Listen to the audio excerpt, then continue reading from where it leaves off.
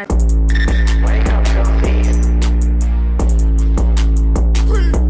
right, welcome back to another episode of Take Foul. It is Tuesday, May 20th, a couple hours before the conference finals kick off. Before we get into our full preview, let's start with going over some of the surprises of the playoffs thus far. Mike, why don't you kick us off with your surprise of the playoffs thus far? That the Pacers have probably looked like the most complete and dominant team, I think, out of all of the remaining teams so far. I know the Cavs were pretty beat up when they played them, but I was expecting to kind of see the same old Pacers, same old Halliburton, but he's looked pretty confident. He's looked pretty strong, and I think that out of the last four, he has been the most out of all the superstars remaining. I don't think anyone can say it. Anyone's been leaps and shoulders or heads and shoulders beyond him. Uh, Maybe argue Brunson. Yeah, Yeah. fuck the Brunsons. I mean, Brunson's been great for sure. And Foul beta. Halliburton is definitely more of like a, less of like a ball dominant one-on-one scorer type of player, and he's more of like the cog in the machine. But the way he's facilitated his team to the level of success they've had, I feel like has been better than anyone has really anticipated. Yeah, I think for me it was just how useless the Cavs looked, and part of it is how well the Pacers have been playing for sure. But it was like this dominant team over the regular season. To go out in five like that was so insane, Yeah. Like ugly fashion too. And like even pre Tatum injury, I thought it was crazy that Celtics. the Knicks were able to win both games in Boston too, and like it was. But Go ahead. with that, like, it felt a little fluky at some points in Yeah. that series. Like the way they won a couple of those games is like that felt pretty like they had to come back pretty big twice. Yeah, I mean, it was something like they led by the end of it. Maybe this is excluding the last game, but for like 15% of the series, they were in the lead. Yeah, I remember. I think it was game. Maybe I think it was game 4. Before the Tatum injury, they went up by 7, and it was like, this is the biggest Knicks lead in this series, and it was like, what? Yeah. I mean, it was a lot of Celtics shooting themselves in the foot too. It felt like those first couple games, but still definitely surprising. Okay, Ike, what was your big surprise of the playoffs thus far? It can be big or small or whatever comes to mind. I guess I would kind of say like the collapse of the Celtics, I mean, Yeah. it's hard to say like the Tatum thing is a surprise because like it's impossible to predict, but like just where they are now as a franchise versus where they were like a month and a half ago in terms of outlook, like everyone kind of had locked them in as a finalist, and then now it's like Jason Tatum's out for like next year probably. Like they're in cap hell with like a terrible Jrue Holiday contract, terrible Kristaps contract. Yeah. Because like it's sort of unclear who leaked that report from like a month ago or whatever, right before the playoffs were starting, about how the Celtics are going to need to move off of one of those, like presumably one of the role players or Jaylen Brown or something like that. But it is remarkably, no one thought it would be this bad, where Tatum is out for probably most of next year. And they need to move off of Porzingis and Holiday both who like Derek have White, yeah. right. It's like I they mean, can make I some think they'll combo, probably yeah. keep Derek White, but like Holiday and Porzingis, I think their stocks are like so low right now, Yeah. even compared Holiday's to a month like ago. 35 with like 3 years and some insane number. Yeah, and he feels like even slightly better Yeah. during these playoffs, and Porzingis has this like mystery illness. Yeah. About to die. Yeah. Is it Yeah. AIDS? Can't breathe. It's all I've been seeing a lot of Not confirm Porzingis it's AIDS not. talk on Twitter. So I don't know why people are like, this is exactly what the symptoms of AIDS is. It's like, who's out here like knowing the symptoms of AIDS by? I think Magic AIDS Johnson is by just heart. like everything is bad. Like your immune system Yeah. just breaks down You just entirely. have no Right. immune Yeah. system. Yeah, it's like he's feeling weak and winded. It's Yeah. like, oh, he He's has got a cough. AIDS. Could be. Yeah, I don't know. All right, well, But is there a better franchise for this to happen to, though? Like, be honest. Like, is there anyone else that you'd rather not see, like, kind of collapse after they just kind of get back to where they were before? probably the Warriors. But Lakers, it's sort maybe. of happening there as well, I would say. Yeah. I mean, but they're finally on their kind of like downturn. But I think like the Celtics were looking on the up and up for promising time, but now they're just going to kind of, if Tatum is going to be out for a long period of time, it's going to be pretty brutal. Yeah.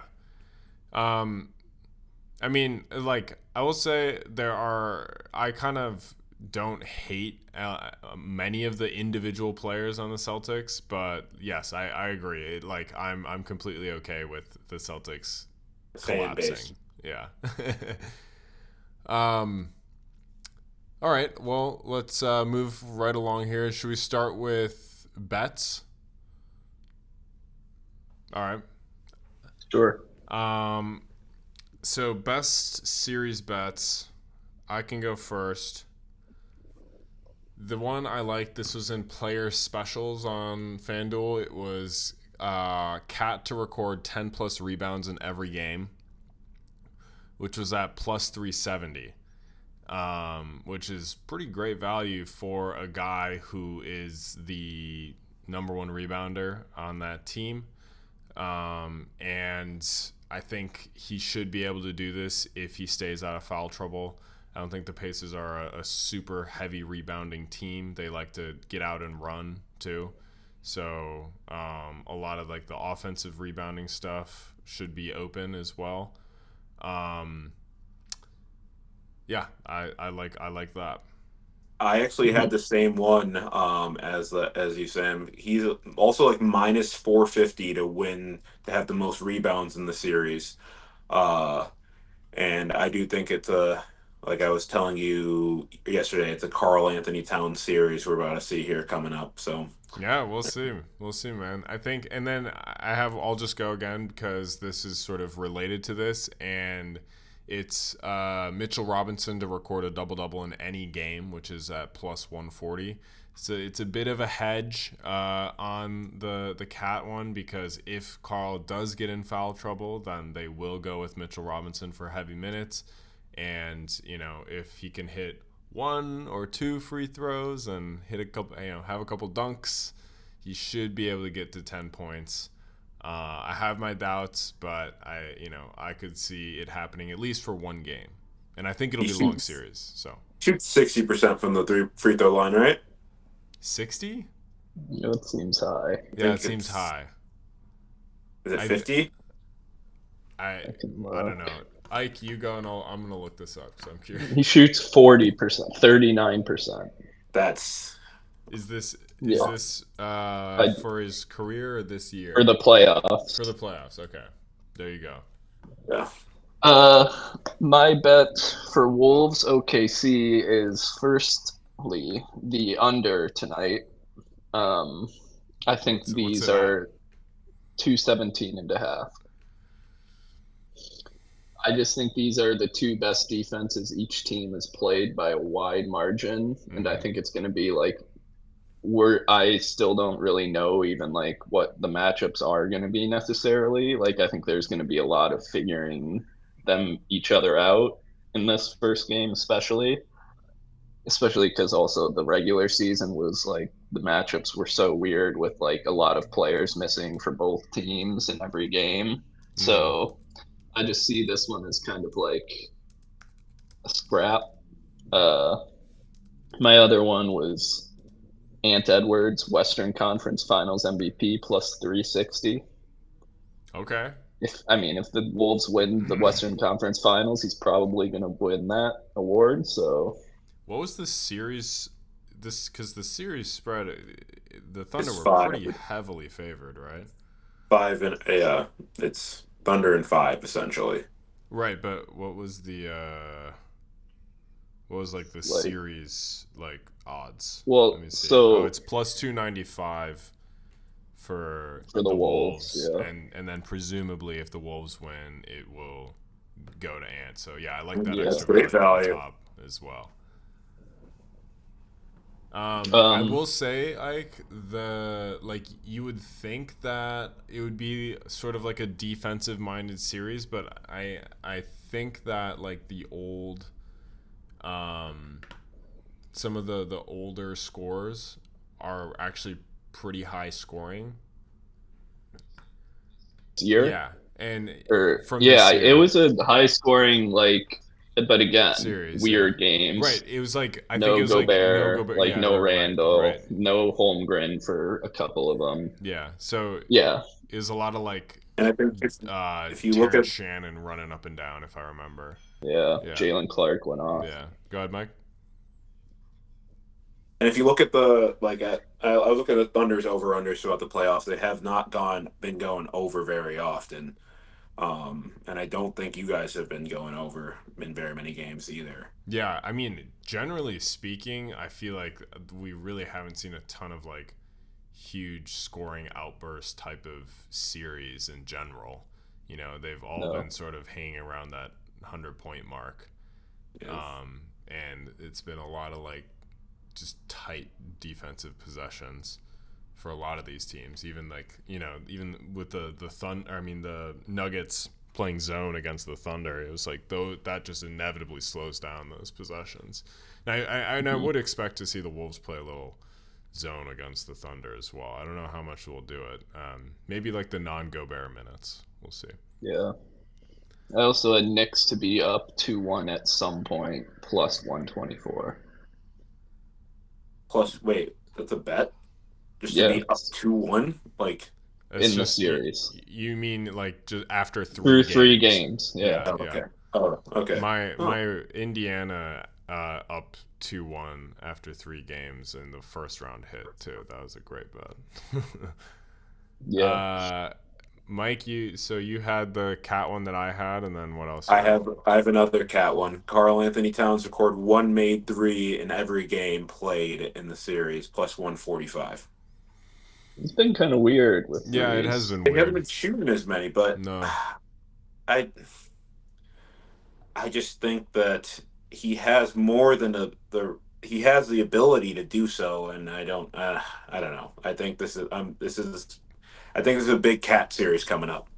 He it would not have hit in the last round by I think like 2 games. He did not hit a three in, but yeah, yeah, is Cat your player to watch? yes. I So think let's also let's he got into transition foul into trouble talking about early that. on, Go ahead.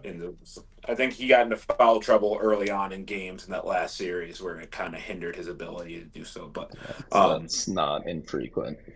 Yeah. And I also saw like a rumor that his hand is hurt or something. Um, Yeah, then he kind of overdid it in their last game, I think, with threes, where he took a bunch and like went over or something, like really bad percentage. yeah. he didn't go. Oh, No, he He made he might have made definitely like hit one. I one. definitely have Yeah, I think he one had in like my one. head, yeah, but yeah. yeah. All right. Uh, but yeah, I think Carl Anthony Towns my player to watch in the Eastern Conference Finals. I think Jalen Brunson is obviously probably been their best player throughout these playoffs. but I think that someone else is going to have to help carry the load a little bit. And I think Cat's their. I do think Cat is their second best player. I think some people might disagree and say OG, but I don't know. Yeah, I think it will be a lot will be hinging on Cat from both sides of the ball. Yeah. And I am a little concerned. I mean, considering he did hold up okay against the Celtics defensively for the most part. I mean, he looked a little running around, but they did win the series. So, but like I do sort of question like, I assume they'll just put him on Turner. Mhm. But I can see how it would be difficult for him to be in, maybe a bit of a drop and then try to recover to Turner on a pick and pop and then, get put into the Pacers spin cycle like that. Yeah. I don't think the Pacers are as matchup hunty as the Celtics. And so I'm not sure how much they'll like go after him like that, but I can see Halliburton, Yeah, handling I the do ball. just kind of worry about him with like crafty point guards. Yeah. Like people who can really kind of pick apart like minor errors in defense, That's or where he can get Halliburton is. away with a lot because of his size and like just mostly good low defense. But like he makes a lot of like maybe marginal errors that might, yeah, I don't know. We'll see. Yeah. Conversely, I do think that if they put Turner on him, I don't think Turner can hang with Cat, especially on the perimeter. With Yeah. like, I assume you can just pump fake and dribble by him pretty easily. Um, You I wonder if do they think. could Go ahead. put Siakam, like, I wonder if Yeah, that's I maybe could I better. could definitely see them sticking Siakam on him just because of the lateral quickness, and then putting Turner on like Josh Hart or something like that, Yeah. as a bit of a roamer. Turner is actually my guy, because he's been playing pretty well in the playoffs. He shot 9 of 16 from three against Cleveland. Is a prototypical pick and pop center. It's really the battle between like the best pick and pop centers in the NBA, I think. And like the question is, are they going to put Turner on Josh Hart, and how effective will Josh Hart be in getting those little cuts and drives, and if he can shoot threes. He's got Hart has a slower shot, so I think Turner will be able to recover there. But he's been averaging like 2.8 blocks through the two series. Playoffs? Yeah, in the playoffs, and has been getting a ton of those. And I think a lot of that should be open up if he's able to like sort of roam around a little bit around the basket with a lesser defensive player as his primary cover. So definitely interested to see what he'll do. And have you guys seen that video of him? He's like reacting to a woman on No. TikTok, and he like has like a butter knife, but there's like some peanut butter on it. I don't know. I'll find it. He's kind of a weird dude. Yeah. He's a super weird dude. Yeah. He loves his Legos. Yeah, definitely on the spectrum. Yeah, get him to take that face test or whatever. Yeah. um, Ike, your Eastern Conference play to watch? Mitch Rob. I just want to see what happens. Want to see what they do with him. The To Pacers. see, yeah, if they go with Hackamitch. Hack a Yeah. Shack. I mean, Celtics, like, I mean, because he looked really good when against the Celtics when he was out there, like, especially defensively.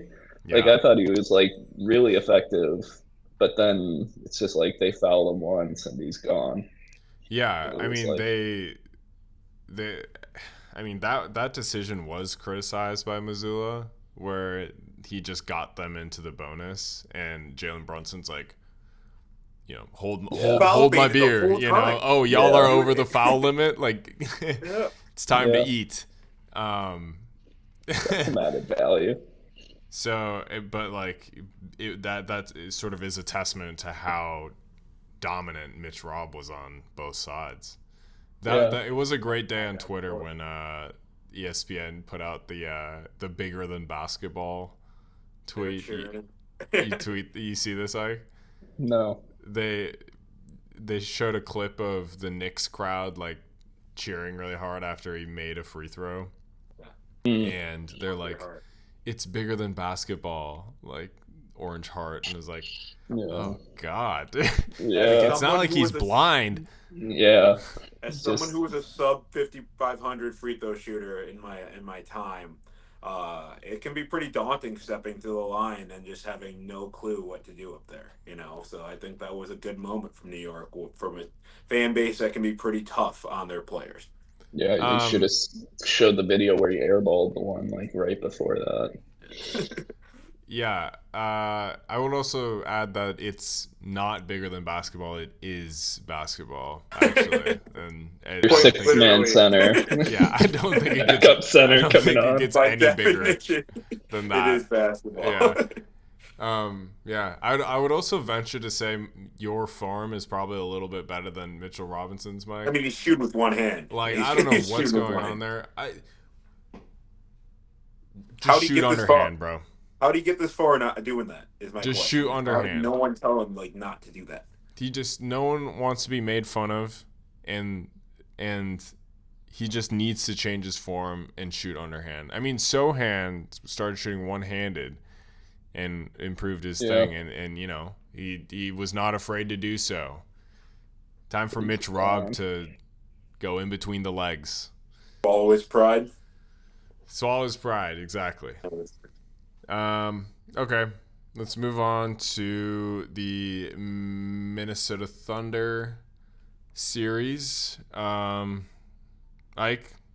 who you got? Lou Dort. Oh, calling out Dort?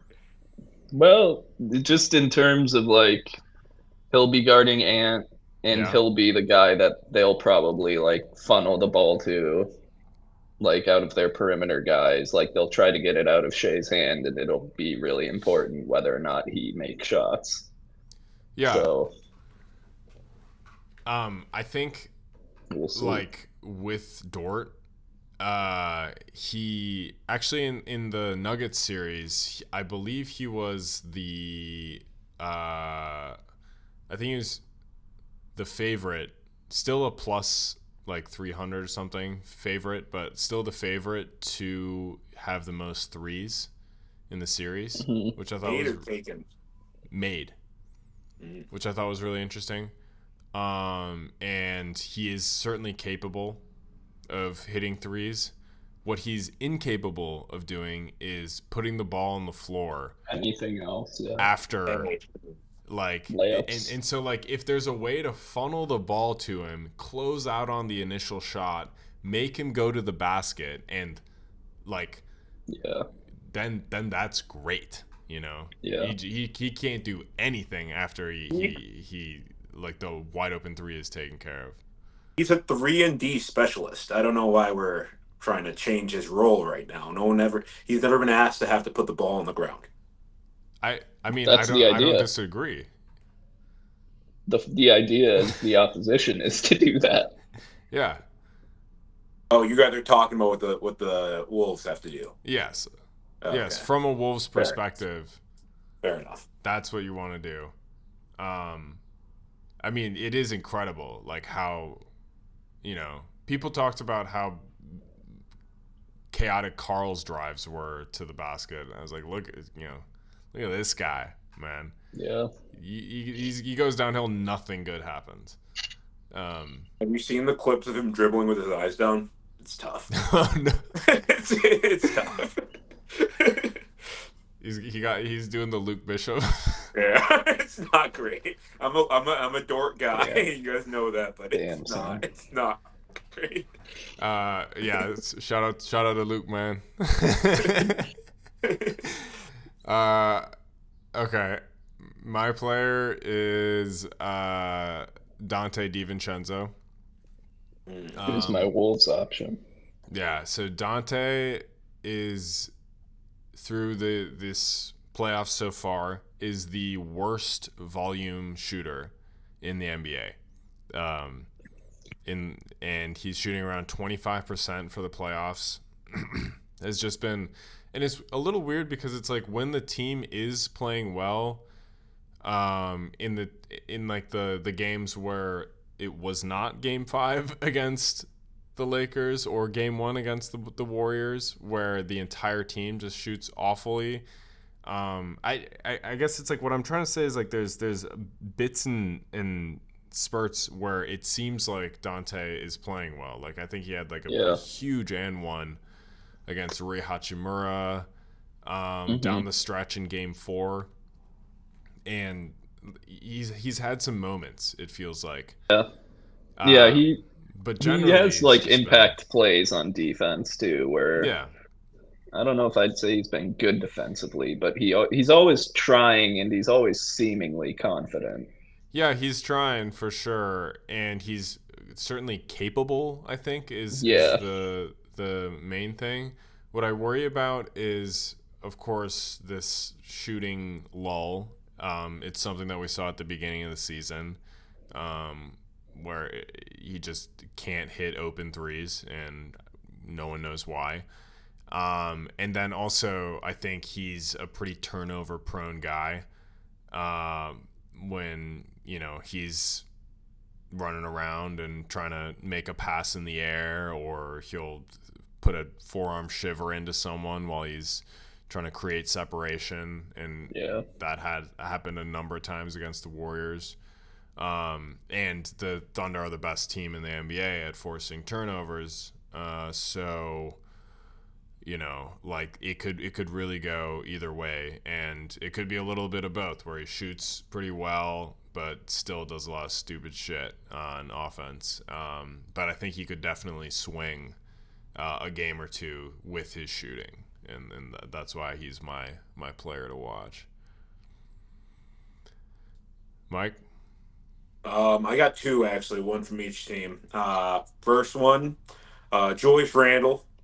I think he has sneaky been very, very good over these playoffs, and I don't think he's getting a lot of the recognition that he probably deserves, considering how harsh people are on him out the gate and like through kind of like walls in the season. Like I think over the last, like I think I was looking at the 10 game split, he has like 18 points on like over 50% shooting, over 40% from three. Like I think he's been probably one of the, like obviously Ant's been terrific, but he's been like right there as like the reason you guys are there. And then also, yeah, SGA. I think he's really got to prove that he is the best player in the league this series, because I think there are some arguments to be made that he is just on the best team, and there might be guys, specifically a guy on the other side of him this series who might be better. Last series Too, but this series also might be some arguments. Yeah, I would say that I'm not sure if anyone left last series being like, oh yeah, Shea's better than Jokic. I mean Shea's still favored to win MVP right now. And it will go to him most likely. I think I saw a report that there's that one guy on Twitter that tracks all of like the media members who say their vote in podcasts or whatever, and Shea is pretty favored there. Still up in the air. I don't know. Like people thought that they might fuck around and announce it before Game 7, which would have been crazy. But they just announced all rookie today. Maybe the MVP's coming. But it does. I guess it's a little later in the year than usual. Why is it not on like a tight schedule? Why is it also I don't know. Crap. I mean, what were they like, doing? I guess because of this specifically, where it's like if we pick this date and it happens to be Game 7 between the Nuggets and the Thunder, it could just influence too much psychologically. I guess, but whatever. Yeah, the Shea thing is interesting. I think there will be a lot of trying to get the ball out of his hands, for sure. And Jalen Williams who's sort of seen as their second best option, has been up and down throughout this playoffs. So we'll see how that goes as well. All right. So, question for the Pacers-Knicks series, Mike. Pacers Knicks. Can Cat be the best player in this series? Am I answering the question? I was gonna. Am I just ask it? Okay. Will Karl Anthony Towns be the best player in this series? Okay. You guys know answering my question or no? I think unlikely. I think it is a favorable matchup for him. For sure. He's never exactly been like a fast break type of player. But I think there are a lot of sort of half transition type of situations that he's been able to take advantage of, where the defense isn't quite matched up or something, and he can just drive to the basket and no one's there type of thing. Ultimately, I think I've seen enough with the Knicks where it is going to be a lot of Brunson, and that's sort of what I see happening. But yeah. Ike? How do they have Reggie Miller announcing every single game of this series? Wait, what do you mean? He's announcing every game of the Knicks-Pacers series, and he's like the most hated human alive in the context of that game. Yeah, that seems a little... Like, if I were a Knicks fan, I'd be like, you just have our, like, biggest... a Knicks fan, I'd be like, you just have our biggest enemy announcing every single game. Yeah. I have to, like, listen to that. I mean, I guess Breen and Richard Jefferson were pretty...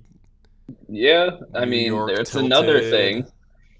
Richard Jefferson's kind of just a bitch about it, too. Like, what does he have to be? Like, he's from New York or what? You played for the Nets for a while? Yeah, but, like, what? I know he I don't know is. where It he's always from. seems like it, but it's like, what do you... Yeah, but, I mean, still, like, that just seems like... I mean, maybe there's nothing they can do about it, but yeah. We needed something to get those New York fans awake for this series. It seems a little dead out there. Right. Yeah. Fire them up. Yeah. Yeah, it's like this eternal like mentality of like the world fucking is against us. New York versus everybody. Yeah, New York versus everybody, and it's like you're in the biggest market in the country. Players would love to go play for the Knicks, to live in New York. Like, they get all the nationally televised games. Maybe it's not all that. So I was listening to a media podcast yesterday, and Reggie Miller, I think, got picked up by NBC, I want to say. And then Mike Tirico is the number one guy for NBC. No, you're not a Tirico guy, Ike? No. You don't like Mike? What? You don't like Mike Tirico is the Sunday night football announcer. Like, what? When's the last time he did basketball? He's also not very good at that. When they he used to do the NBC basketball. Yeah, like 20 years ago. I think he started as a basketball guy. I don't know about that, but I don't even like him for football. All So right. I mean, Tarico hater we got here. Just uh, I think he'll be great. I think, and then Ian Eagle is going to be the number one guy for Amazon. he's Oh my way God, better than Mike Tirico. don't like Iron Eagle. He's much better. Both of them. I don't mind either. To be honest, my question is, so is Kevin Harlan just done from basketball, which feels like a absolute travesty, dude. Yeah. Um, He didn't get picked up by NBC. I don't know. You know what? I Look don't it I up. don't think so, but like he's not the number one guy, right? Yeah. He's way better than Tirico. I have another Yeah, he's similar he's question going to. to Prime. Okay. Do you guys hear Doris Burke say the N word? What? What? You guys hear Doris Burke say the N word? No. She said Knickerbocker. She said. She said New Was he York talking about Steve Knickerbocker. Kerr's sons? No, no. Oh, okay, yeah. So Kevin Harlan is going to Amazon. So it's like a weird thing where the TNT guys are just sort of being split up, you know? And there's this like eulogy about goodbye TNT, but it's like, You gonna watch well, the documentary? hell no. I, Wait, what documentary? They're making a documentary about their last season as inside the NBA. like The Last Dance, but it's Yeah. just That's crazy. fucking Charles Barkley not watching basketball. Yeah. Sweet. Awesome. Um, okay. So here's my question for Pacers New York.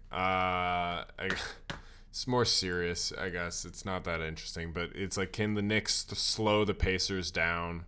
Um, in terms of the Knicks style, it's much more like half court grindy, and I thought Cleveland prefers to do that as well. And I think it's really easy for teams to, you know, they're all super athletes that love to run up and down, unless you're like Jokic.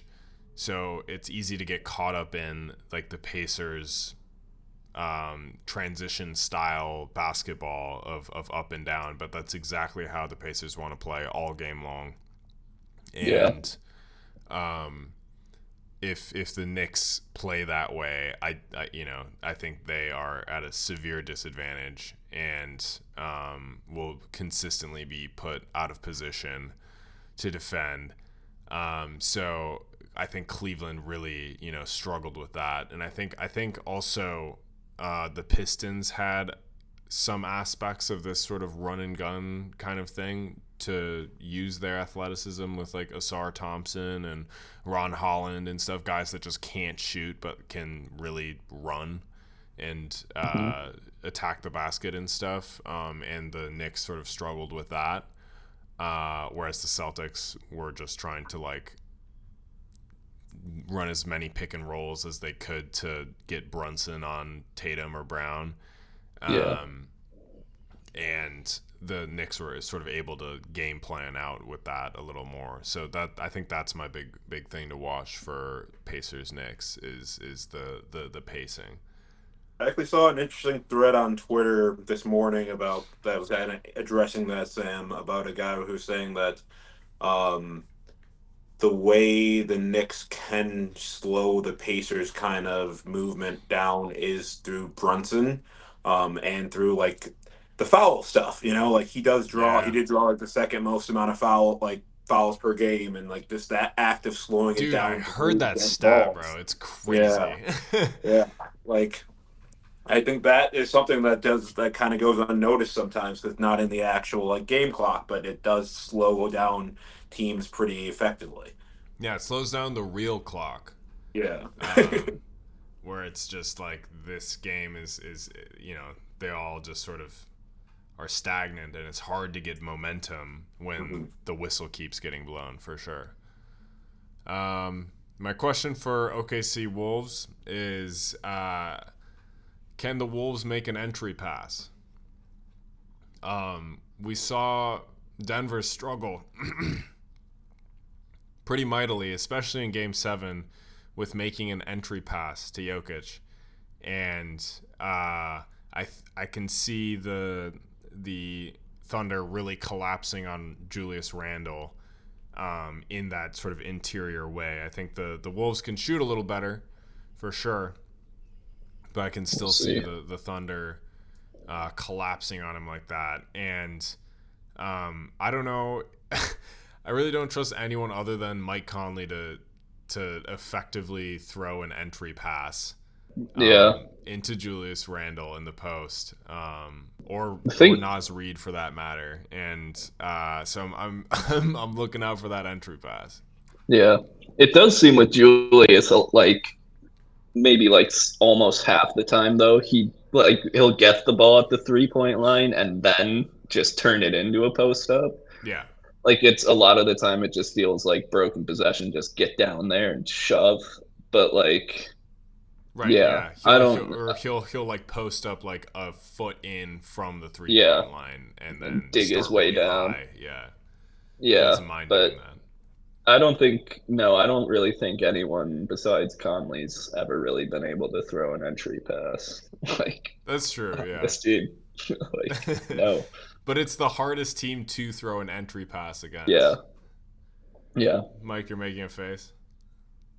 That doesn't feel great. I mean, they have Gobert down there, and like Randall, he doesn't really like.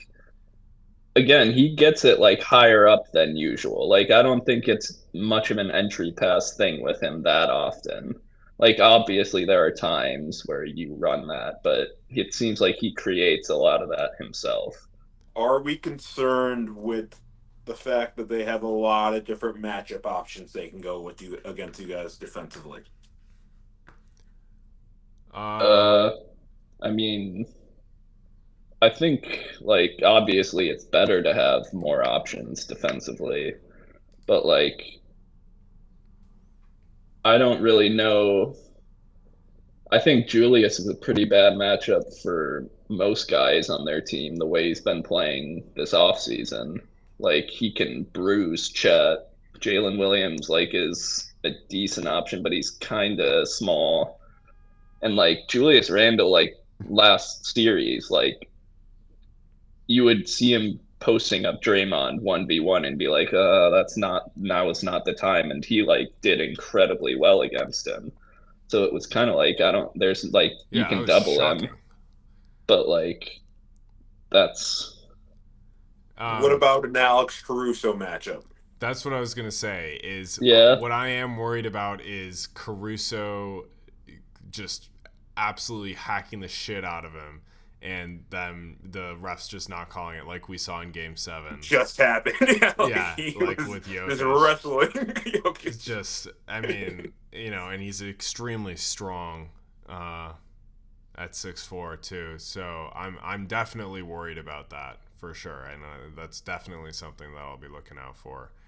You're gonna be on Twitter yelling. I'm worried about that for like a small portion of the game, honestly. Like that might happen a few times, but on the whole, I think if they match up Caruso and Julius Randle 1-on-1, I don't feel terrible about that. Did you see the thing on Twitter that there's like some loser from like some OKC blog quote tweeting a thing where Dagnall was asked about like the refs or something. Yes. And it was like, oh yeah, like this is good for Mark Dagnall to get out ahead of this because Chris Finch is gonna control the media to shift the narrative about the refs and then like have the refs, be on his side. And I was like, dude, I think like the 4D chess here needs to like. Yeah, I don't know how much the refs. I think both coaches are probably just gonna bitch about the refs. Yeah, I think that's exactly what's gonna happen. Yeah. And I don't know, whatever. That Dagnall guy, man, he's pretty bad at challenges, don't you think? I feel like he's been pretty fucking bad at challenges.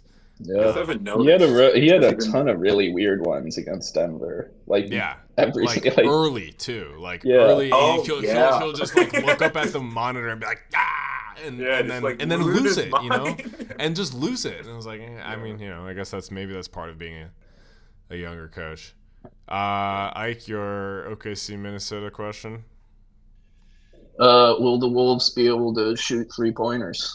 Yeah, Um, they've just been horrible. They haven't had I guess not horrible. It's just been incredibly streaky, kind of, because I think they're like 35%, which is like not good, but needs to be better. They don't have a single guy above 40% besides Naz Reid, which feels kind of Julius weird. Randle. No, he's not. I checked it. I think he's 42 from the last 10 In the games. playoffs, he's 35%, How many games in playoffs did he play? 34.5%. How many playoff games did Uh, he play? 10, but I'm looking He's at 42 postseason for the last stats. 10. I'm looking at 3-point percentage, From shooting his last stats. 10, it says 42 on ESPN. Ike, you on Stat I'm Muse? I'm on ESPN Minnesota Timberwolves postseason stats 2024-2025. Julius Randle has 34.5% 3-point percentage. Yeah, I mean, So, look, regardless of what Randall's percentage is, I think this is definitely a big swinger, and it's almost cliche to be like, oh, yeah, whoever wins the 3-point battle is going to win. But both of these teams have been shooting very poorly in the playoffs going into this series, and we know both teams are capable of hitting them. So whoever sort of like what's the Yeah, opposite of regress? Like progress. progresses to the mean. progresses. Yeah, Yeah. progresses to the mean. Retreats to the mean. Yeah, Yeah. then If, it could swing the series for sure. Mike? yeah. Kind of going off what we're talking about not teams not scoring a lot of points overall in these playoffs. I think a lot of teams have been pretty bad from three. Like I think that was the Celtics' biggest issue in their series too. It's just like no one's hitting right now. Uh, and yeah, I think like obviously playing winning basketball in today's era is hitting threes. So yeah, you're gonna want to make your shots. Is there something going on? Are they? Have they shrunken the size of the rim? Has Adam Silver been listening to the idiots on Twitter that are like, basketball sucks because all they do is take threes? Yeah, they want to see the And triangle. when there's the most eyeballs on the NBA in the postseason, he said, oh, y'all want to shoot threes? No. Yeah. We've put a little man in the ball who's going to jump around every time you take a shot from behind the arc. With the Wolves too, it's like Nah and Dante DiVincenzo are both sub 30%, which is like, what the hell is that? I don't know what's going on with Nikhil, bro. It feels like Julius Randle is better than 34.5, but I think he's at 42. Like that's what I'm Mike, I telling swear you. to God, you must be looking at the regular season stats because he was really good to end the regular season, but I'm literally looking at the Timberwolves playoff stats right now. Maybe I don't know. I'm certain. Jaden's at the exact same percentage as Julius Randle at 34.5. Ant's at like 38.5, which is fine. But yeah, I don't know. It's just Yeah, I think I was listening to some podcast where they're talking about corner threes specifically and how yeah, Oklahoma City gives up a larger percentage of corner threes than doing more pod. most of the teams in the playoffs or whatever. And they were able to get away with that when it was like Christian Brown or Michael Porter Jr. with one arm or Peyton Watson in the corner. And like the question will be, if Nikhil or Dante or Jaden are able to like hit some of those, that could definitely Yeah, be. I'd like to see them stick Mike Cotton. I know like you kind of need him handling the ball a lot more, but if he could like actually get to the corner and hit threes like Mike Conley, that would be like a really valuable way to have him on the court as Totally. opposed to How would you kind of have you could have Ant be the ball handler. kind of all right, but how are you going to have him feed the ball inside if he's the only one who can throw an entry pass? Apparently, We don't need to throw entry passes. Yeah, Really. you don't have to Like run Rudy, post up every possession, Mike. It's you not got the Rudy Gobert down there. You 1960s. probably don't want to go down into the paint overly aggressively with him down there. But All right, Mike, your question. my question, I got this from a also from Twitter. This guy had a really interesting thought. It was a Lakers fan. Is this series bad for basketball? Two small market teams playing in the Western Conference Finals. Is this the worst thing that happened to the NBA since the death of Kobe Bryant? I think both teams have pretty transcendent stars that kind of transcend market. um I, I don't like what yeah, what would be the what is best, stupid I shit. What do guess. you want? Mike wants Knicks Lakers. They wanted the Lakers Celtics final. Obviously, that would be the best. Yeah. Or Western Conference Finals. What, Lakers Clippers? Yeah. Uh, Lakers Warriors. yeah, but It's Lakers Warriors would have impossible. happened in the second round. Yeah. I mean, Lakers Clippers is the answer, but there you Yeah. go. That's the best final.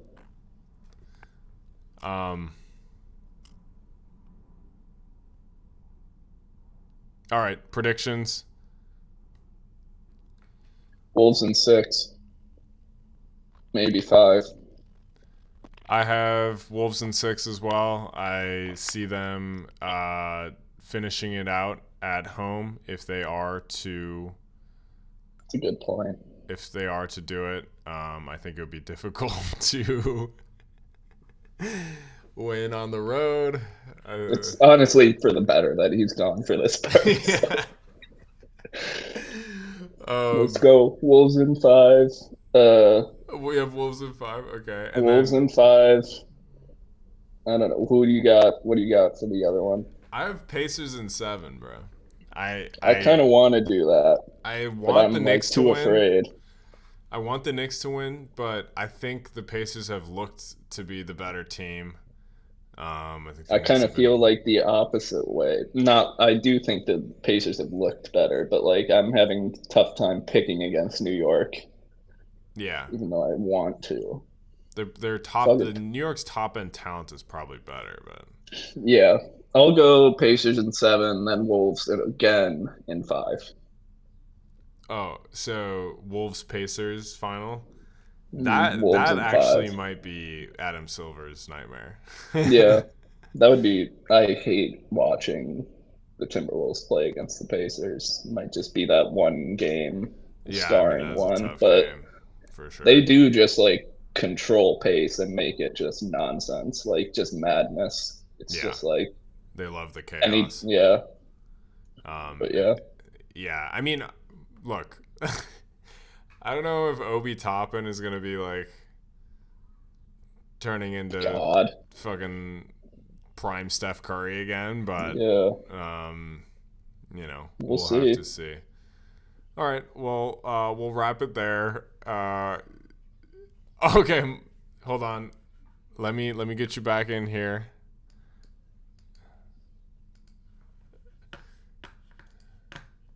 You're not on yet. You're not on yet.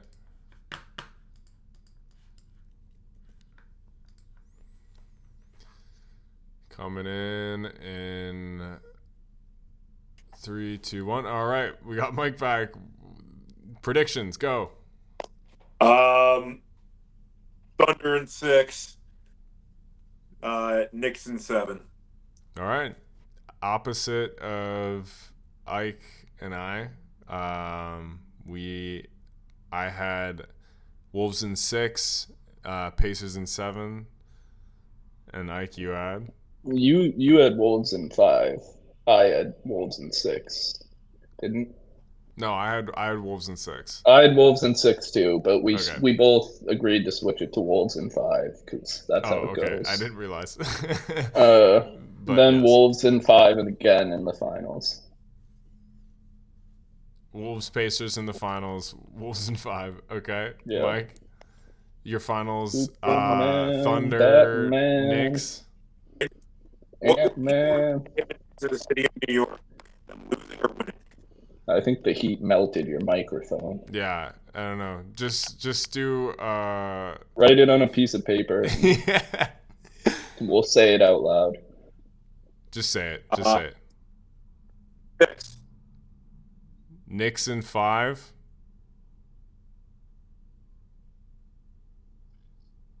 Six. Okay. All right. Things are melting down. Like we got to stop this. This has just been the longest prediction segment. All right. Thanks for tuning in. Catch y'all. Bye.